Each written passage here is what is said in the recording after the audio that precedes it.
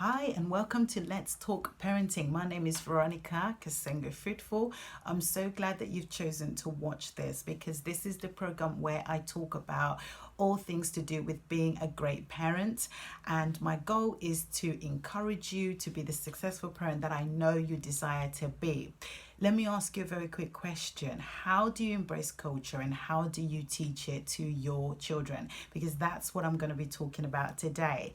This is part 2 of embracing culture. I've done part 1, and if you haven't seen it, then I recommend after watching this straight away, click part 1 and watch and enjoy. Please subscribe to my YouTube channel and also share this with your friends and your family.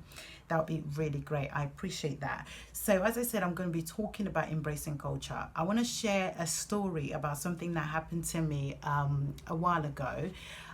So when my son turned 3 years old, it's that age where they start nursery. So I enrolled him into a nursery in my borough near my location. Now I live in the East London part. Yeah, I live in East London, United Kingdom, and our borough is a very multicultural borough. In fact, we were named Borough of Culture in 2019 because that's just how multicultural we are. And so when my son turned 3, he was in nursery. One day I took him in, and as I was coming out, I bumped into a white lady who was walking past pushing her pram. And because we bumped into each other, we both stopped to apologize. And suddenly her daughter, who was on the pram, looked at me and pointed at me and said, "Mommy, she's black." And I could see her mum was really embarrassed. So she just said yes. And then she drove off. Now, I don't know why her daughter, suddenly said that. Could it be because this was the first time she saw a real black person instead of the television? I don't know. I don't want to make assumptions, but I do want to point out that the child looked about 3 or maybe under 3 years old. And it's very unlikely, very unusual for a child that age to be noticing, another person's skin color, because generally speaking, children don't look out for people's color. They just observe us and the way that we behave. And so it was very unusual for her child to do that. Now, don't get me wrong, because I do know that there are children who are born with great instincts and they do pick up things and learn things very quickly. But it is unusual for children of that age generally to be noticing people's color. They're too busy observing the way that we behave, the way we talk, the way we move, to be noticing the color of our skin. The only way that can be happening is if it's been made known to the child, like if someone makes it aware in their mind, and that can be another adult, it can be another child that makes them aware of skin color. But generally speaking, children don't look out for other people's skin color. So I'm sharing this because, it's really important to be aware of the messages that we are sending to our children. We might not be aware of some of the things that we're saying and doing, and that they're picking up messages from what we're doing around them and what we're saying, the conversations that we're having.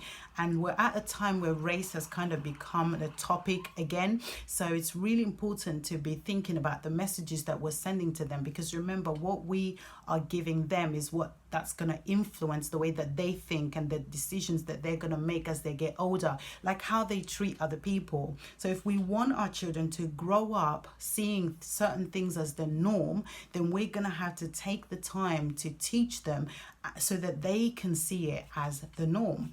Now, we might be thinking, oh, there's no need for all of that because that's why they go to school. They learn about cultures and all these different things in school. Yes, that might be true, but the person who has the biggest influence in a child's life is the parent or the carers that are around them. So what you say matters more. Let's imagine a child, is growing up in with a black family, and the parents' view of, Turkish people is that Turkish people are bad. Now, if the child goes to school and learns that Turkish people are great, they're fantastic, well, number one, it could send mixed messages into the child's brain. Well, who's right and who's wrong? And number two, it could just be that the child would choose to believe the parent more than the school and grow up thinking that no, Turkish people are bad, don't care what the school says, Turkish people are bad, because we have the biggest influence in our children's life. And so it's better for us to be sending the same message as the school is sending, so it echoes what the school is teaching and makes, you know, the message even stronger in the children's mind. Besides, we shouldn't really be leaving it up to school to be teaching our children the values that we want them to grow up learning. Let's take ownership of what we want our children to learn and begin to teach them from within the home. So, what are some of the ways that you can help your child to embrace other people's culture, you ask? Well, I'm glad you did. So I'm going to share with you 6 different ways that you can help your child to embrace other people's culture. And the first one is, well, there is so much resources out there now that, you know, most of it is at your fingertips. So the internet, that's one great way that you can embrace culture, is by doing research online about other people's culture and learning that together with your child. The best way for me is getting books. I love going to the library, so do my children, and we've been doing that since they were little. So that is one of the best ways. I've got a couple of books here that I've read to my kids when they were younger. This one is Femi the Fox, which is a story about jollof rice. Now, if you don't know what jollof rice is, Google it, because I'm not going to explain. This one is a very famous story. You should recognize it, by the caterpillar. It's the story about the hungry caterpillar, but in French. So it's a great way to embrace French in the home. This one is my favorite one, which is a book about 5 famous Black scientists, which I have to be honest, I was not even aware of these people.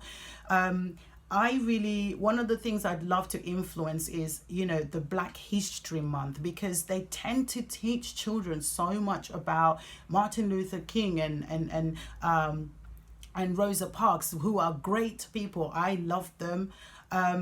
But there are so many other Black people who did great things that don't get taught in school. So that would be great if schools started teaching other things about Black people other than Martin Luther King, who is a great person, by the way. So the second way we can help our children to embrace culture is by learning a language.